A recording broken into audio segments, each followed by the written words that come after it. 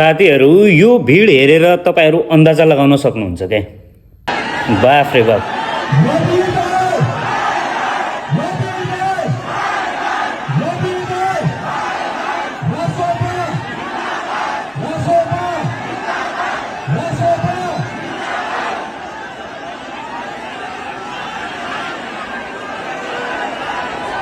हुन्छ के बाफ रे बाफ रे म त दङ्गै पढेँ है यो भिड देखेर।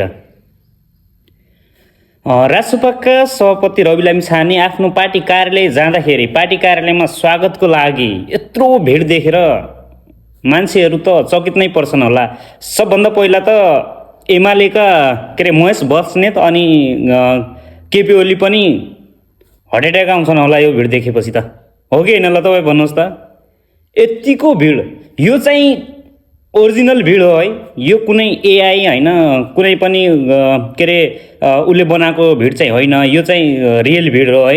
यतिको यो भनेको यो क्रेज भनेको चाहिँ रियल नै हो, तपाईँहरू हेर्न सक्नुहुन्छ भिडियोमा। बबाल चाहिँ केही समय चुनावसम्मको लागि पनि रवि लामिछानेलाई खुल्ला छोड्ने हो भने, होइन खुल्ला तरिकाले छोड्ने हो भने साँच्चीकै सबै ठाउँमा यस्तै भिड हुन्छ जस्तो लाग्छ मलाई त। थामी नसक्नु भिड छ है, यतिको चाहिँ माने के मैले यार, बबाल भिड छ। वाउ